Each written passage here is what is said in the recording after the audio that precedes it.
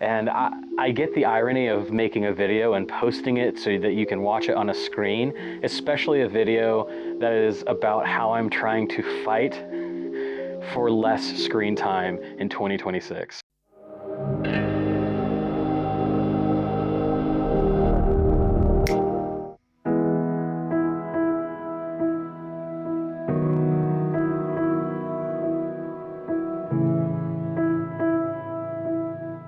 A couple nights ago, my wife and I had the pleasure of going to a concert with some friends, and it's one of several occasions in my life where I can remember hearing a musician for the first time, really giving them a good listen in a live setting, and then going back home afterwards and just deep diving into a rabbit hole of all of their music, because I had an experience that changed the way I see things.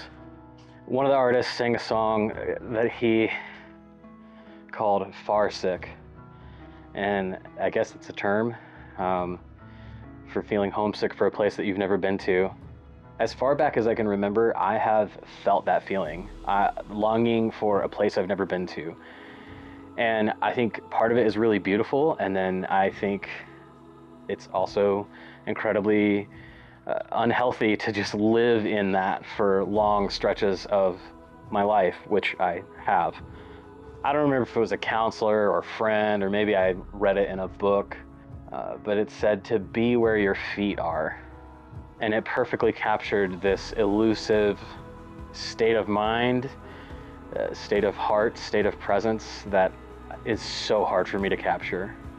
But as I've been thinking back more and more on why is it that the concert feels more special, maybe it's the live sound, maybe it's the crowd around, but what I really think it comes down to is embodiment. I really think it comes down to presence and being where your feet are. And we live in the most distracted age ever. And I get the irony of making a video and posting it so that you can watch it on a screen, especially a video that is about how I'm trying to fight for less screen time in 2026.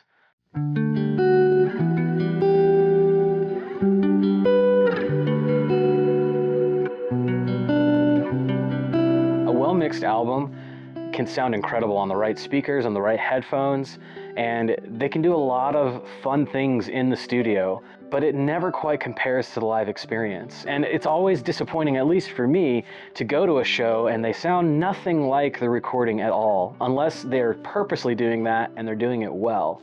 I think all of us can relate to this though. We all felt this during the pandemic. About the fourth time you had to get on a Zoom call to communicate with somebody, it would start to wear on your soul, on the core of who you are. I'll never forget my friend, my pastor, FaceTiming with his son so that he could see him. We were away on a trip, and he said, "No, I want you to be here for real."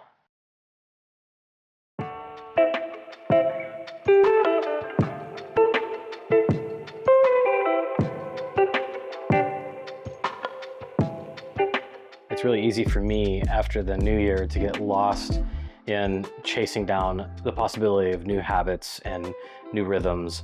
And I think every time I see the phrase new year, I think new life. My wife and I have been talking about this a lot lately, and we want to shift away from like resolutions and just, building specific habits. We want to walk in rhythms and have the pattern of our life go a certain direction. But the problem with that is that rhythms are built on habits. So with that, I want to talk about 3 different tools that I'm using to be more present this year. Brick is a device that I use to be on my phone less. I've tried the screen time restrictions. I've tried a couple different apps out there that kind of do this similar thing. The key difference with Brick is that it's a physical device, and you cannot unbrick your phone without tapping it to the brick. Now, if you're in a pinch, you can unbrick your phone in the app with an emergency unbrick, but when you purchase it, you only get 5 of those. And so once they're gone, It's pretty difficult to get them back. I think you might even have to buy a new brick altogether. But even if you're that desperate, it's already defeating the purpose. You do have to go into this with the mindset of like, I'm trying to use this as an aid, not a cure. And so Brick is just that.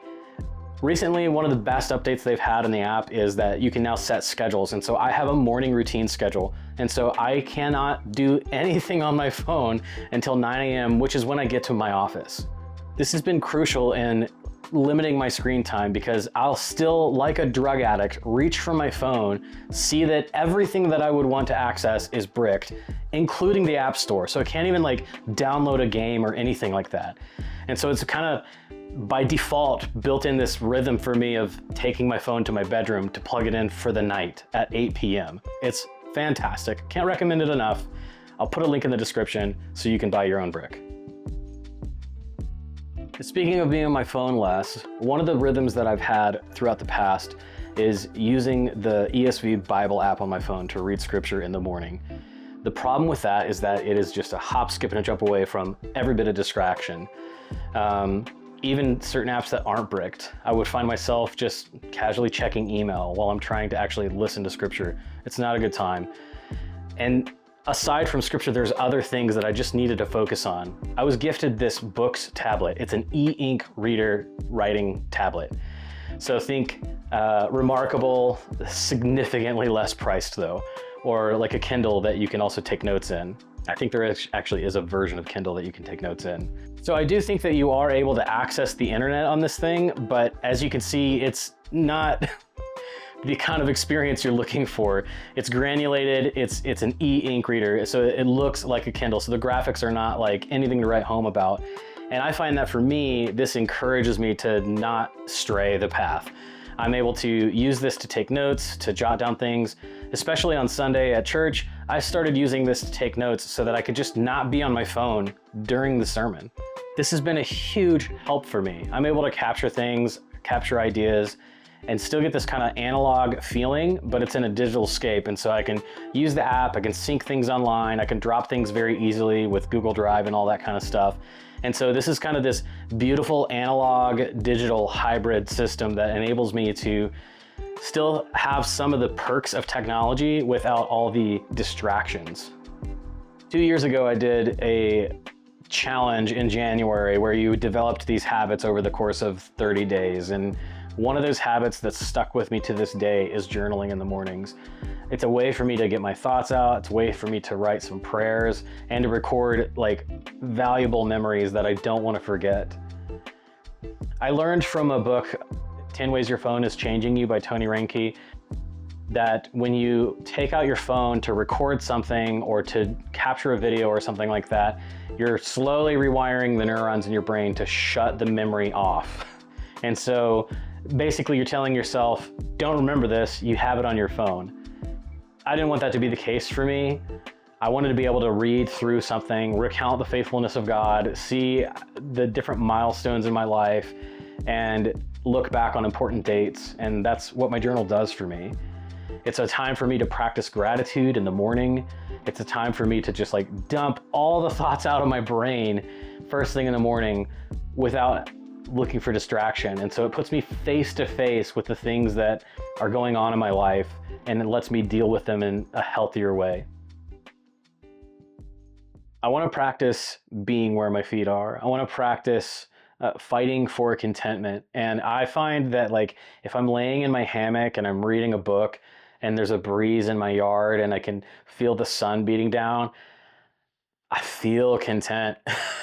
I don't feel stressed or outraged or angry or confused by all the minutia of things that are going on in the world. And I'm not saying that we should ignore everything that's going on in the world. Certainly not. We can be informed, but I don't think that we were ever meant to carry what we've been carrying.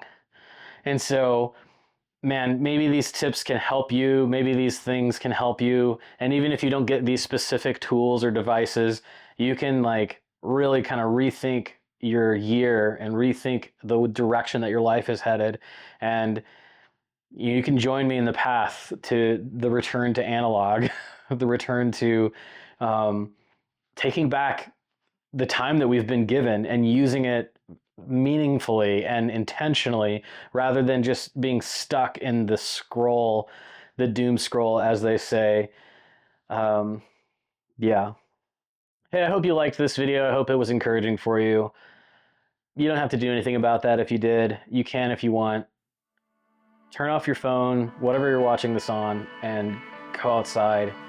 Go be around people. Go meet your neighbor.